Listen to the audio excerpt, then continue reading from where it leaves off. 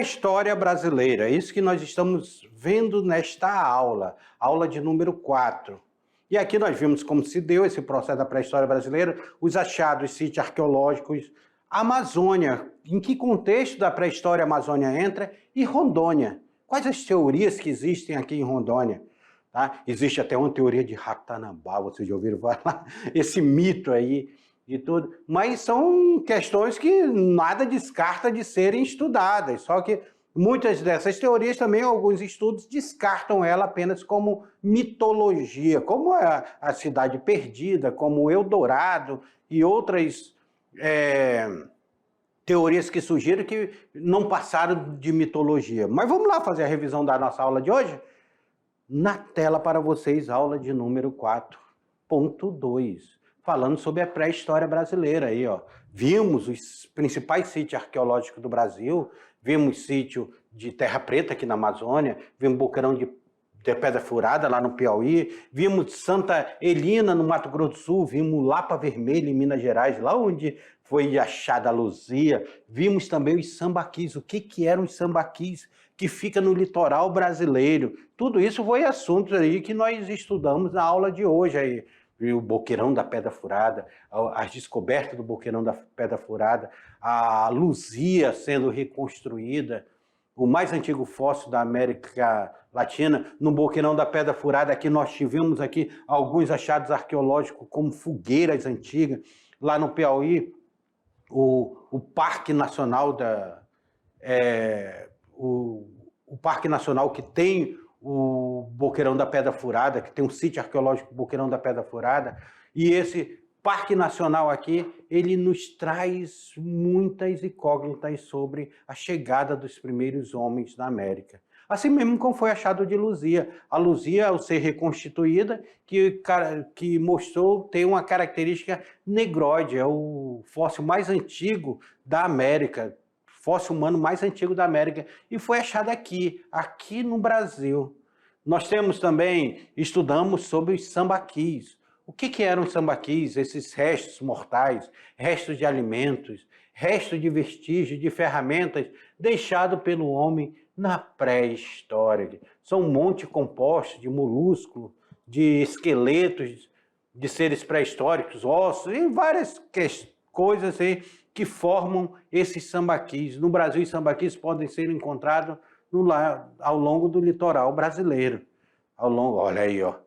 O maior sambaqui brasileiro foi encontrado nas cidades de São Francisco do Sul, Jaguaruna, Laguna e Garuva, nos estados de Santa Catarina, onde nós temos formações aí de 30 metros de altura, 400 metros de extensão. É muito grande esse sambaqui. E vimos também na aula sobre a ocupação da Amazônia. E em destaque o Rio Madeira, olha os achados aí, ó. O arqueólogo divide a ocupação da Amazônia em 3 momentos: o pré-cerâmico, que vai de 12.000 a 3.000 anos atrás, o período cerâmico, que vai de 3.000 a 1.000 anos antes de Cristo, e um período de cacicado, que vai desse período de 1.000 anos antes de Cristo até a chegada dos portugueses. Então, esses, meus queridos alunos, foram os assuntos que nós abordamos na pré-história brasileira. Como é que se caracteriza, como é que se dá essa pré-história brasileira? Agora eu quero que vocês façam atividade com bastante calma, tirem dúvida, releiam o texto complementar, releiam a aula, que já já nós vamos voltar para fazer a correção com vocês. Até lá.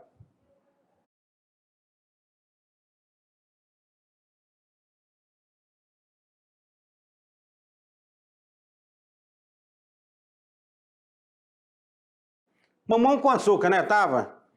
Mamão com açúcar, atividade para vocês, porque vocês releram a aula, vocês estudaram, vocês leram o texto complementar, e eu quero chamar vocês aqui, atenção.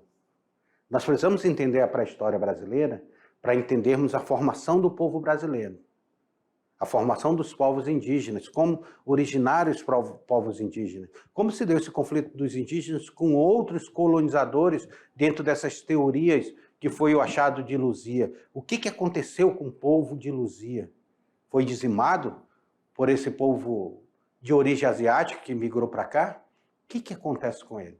Aí nós temos a formação dos povos indígenas. Os povos indígenas que estavam, daqui a pouco chegam os portugueses, vindo ali da Europa, os brancos, e se não bastasse, eles trazem o escravizado para cá, para ser forçado a trabalhar de graça para eles.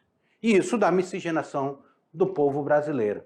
Miscigenação do povo brasileiro que depois vai ser completada com um processo de colonização de trabalhadores que vão ser trazidos para o Brasil. Ok? Vamos lá, nossa primeira questão da atividade? A primeira questão da atividade, ela fala o seguinte.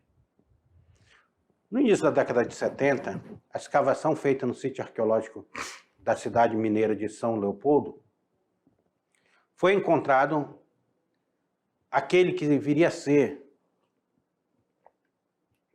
o registro mais antigo do homem caçador e coletor das Américas. O sítio qual o esqueleto foi encontrado se chama... Foi lá no Boqueirão da Pedra Furada? Foi lá em Terra Santa? Foi lá em Lapa da Pedra? Foi em Lapa Vermelha ou Lapa da Grota?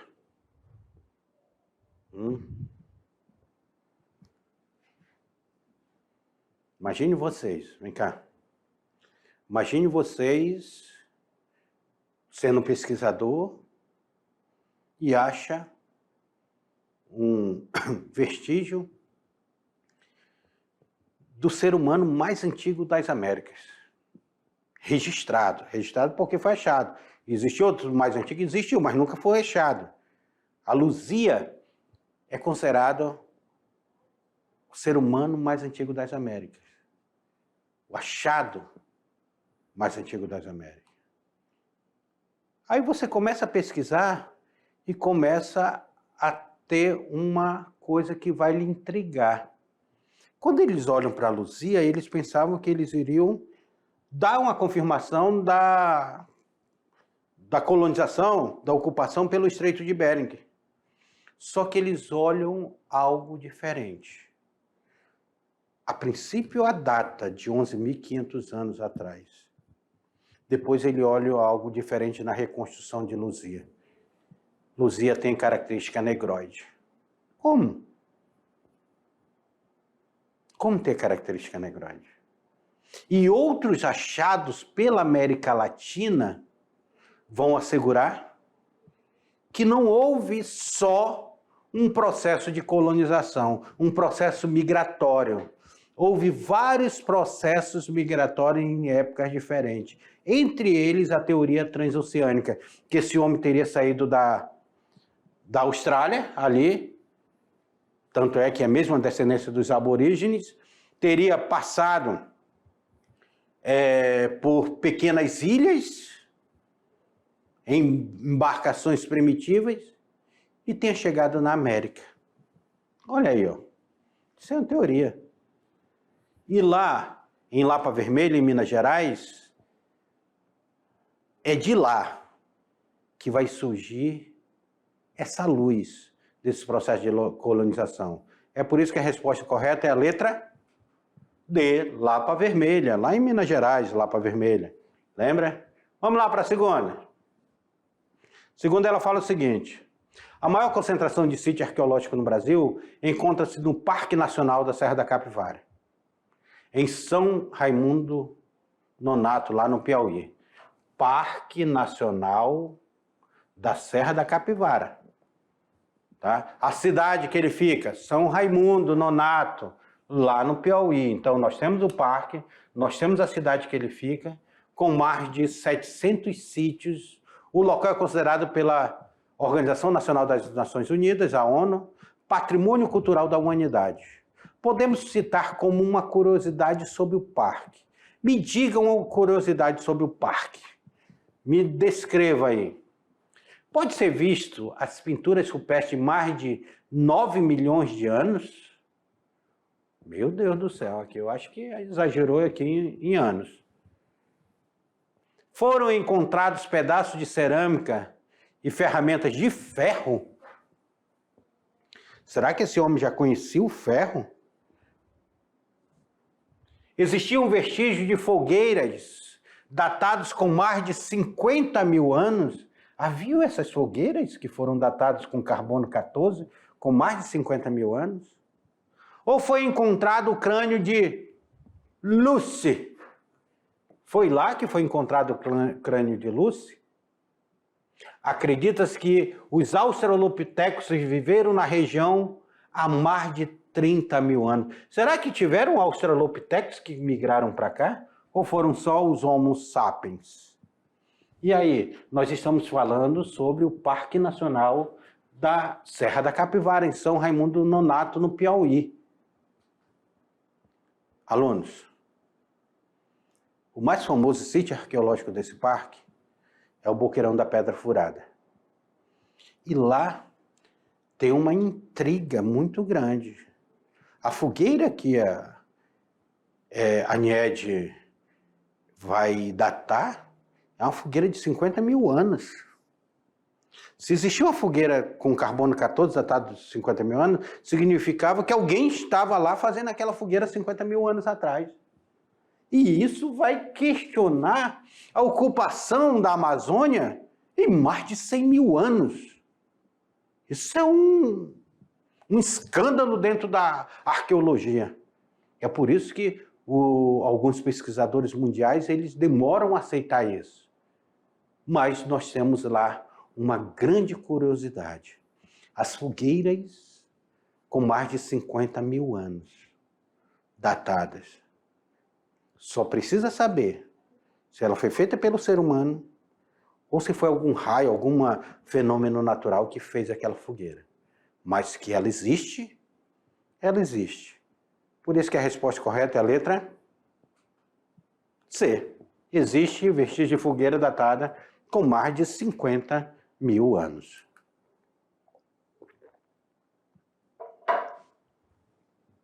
A terceira, ela fala de quê? Quando falamos de ocupação da Amazônia, os arqueólogos dividem sua ocupação em períodos diferentes. Sobre esse período é correto afirmar... Vem cá, antes de eu continuar a leitura, eu peço para vocês, volte lá no slide e leia direitinho aquela parte onde fala sobre a ocupação da Amazônia. Aquelas 3 partes que são divididas a ocupação da Amazônia. Leiam direitinho para vocês não confundirem. Vejam lá em que período essa ocupação ela se refere, o nome dessa ocupação, quando ela inicia e quando ela acaba, que aí vocês vão responder daí tranquilamente. E fixe isso daí, viu? Preste atenção. Eu lembrando que cada uma dessas aulas vão ser aulas para avaliação. Vocês precisam estar lendo e relendo essas aulas. Vocês têm um material riquíssimo na mão de vocês. Leiam, não deixem de ler essas aulas. Vamos voltar lá na questão? Sobre esse período é correto afirmar. Um pré-cerâmico entre 50 mil e 30 mil anos atrás, um período cerâmico incipiente entre 3.000 e 1.000 anos antes de Cristo, um período de cacicado completo entre 1000 antes de Cristo até os dias atuais, um período incaico que se estendeu até a Amazônia de Paititi, um período de ocupação malaio-polinésio e outro período de ocupação transoceânica. É assim que é dividida a ocupação da Amazônia? E aí? Vocês foram lá, leram? E aí? Período pré-cerâmico, período cerâmico e período de cacicados. Aí nós sabemos que é a divisão da ocupação da Amazônia. Mas será que o cacicado ele vai até os dias atuais? Ou ele termina com a chegada dos portugueses? É datado até a chegada dos portugueses. O período pré-cerâmico, será que ele é de 50 mil até 30 mil anos? Muito tempo, né? Seria isso? Nós falamos dentro dessa aula sobre a ocupação malaio-polinésia e a transoceânica, tinha lá no slide? Não, eu citei aqui só para dar uma referência, mas não tinha lá nada referente à Amazônia sobre isso. Um período incaico, tivemos os incas aqui? Não. Só teoria lá do achado do altar inca lá, que o colega falava que era um altar inca. Então, a questão correta daí é a letra B, um período cerâmico incipiente entre 3.000 a 1.000 anos antes de Cristo. Agora, aquela tão esperada, aquela que faz você já se preparar para os textos que vem o Enem. Vamos lá? Pré-história do Brasil compreende a existência de uma crescente variedade linguística, cultural e étnica, que acompanhou o crescimento demográfico das primeiras levas constituída por poucas pessoas, que chegaram à região até alcançar muitos milhões de habitantes na época da chegada da frota de Cabral. Não houve apenas um processo histórico, mas numerosos, distintos entre si, com múltiplas continuidades e descontinuidades. Tantas quanto as etnias que se formaram constituindo ao longo dos últimos 30, 40, 50, 70 mil longos anos de ocupação humana da América. Aí é um texto de Pedro Paulo Funari e Francisco da Silva Noeli, para a História do Brasil, de 2002, esse texto que ele escreve. Considerando sexto, é correto afirmar que... O que é correto afirmar?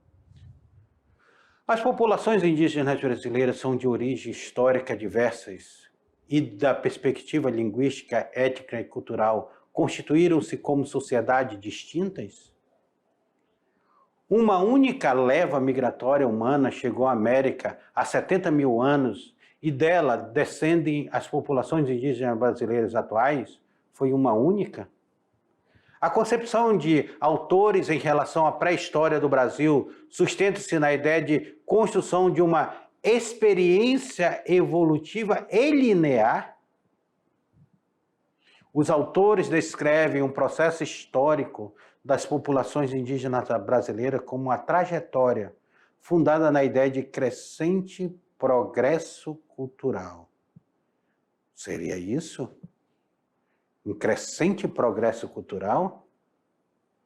Na época de Cabral, as populações indígenas brasileiras eram numerosas e estavam em um estágio evolutivo igual à da pré-história europeia? Seria isso? Nós vimos nessas aulas que a ocupação dessa pré-história brasileira, ela não é uma ocupação que ela aconteceu só de uma maneira. Tiveram várias outras teorias dessa pré-história brasileira. É isso que os estudos nos trazem. Então, por isso que a resposta correta daí é a letra A. A população indígena brasileira são de origem histórica diversa e, da perspectiva linguística, étnica e cultural, constituíram-se como sociedades distintas.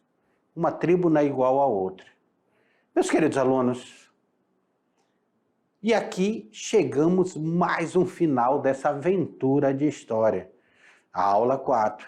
Espero vocês na próxima aula, porque nós vamos sair da América, vamos sair do Brasil e vamos estudar a antiguidade, vamos para a Mesopotâmia. Até a próxima aula.